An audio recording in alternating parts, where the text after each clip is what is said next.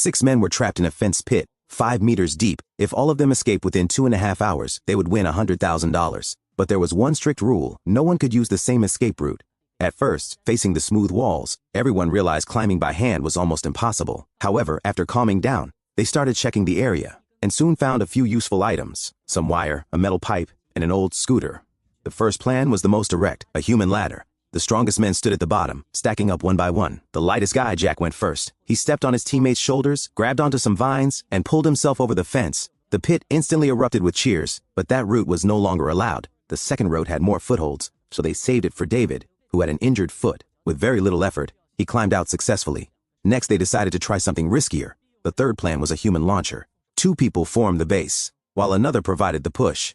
The first attempt failed, but after a quick adjustment, Mark caught the railing and escaped on the second try. Then Ben started thinking differently. He tied the wire to the scooter, trying to make a simple grappling hook. After several failed throws, a teammate tried once, and the scooter got stuck on the fence immediately. But a new problem appeared. The wire was too thin to grip, so Ben tied a wooden stick to the wire, turning it into a soft ladder, but he was too heavy to pull himself up, so he gave the chance to Lucas.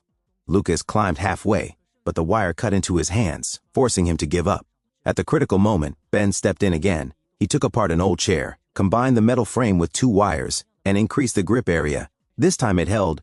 Lucas pushed hard and finally made it out. Next, Tony spotted a wall covered in vines. He climbed up quickly, smooth and steady, and reached the top with ease. Only Alan was left in the pit. He noticed a row of tiny bumps on the wall, barely visible.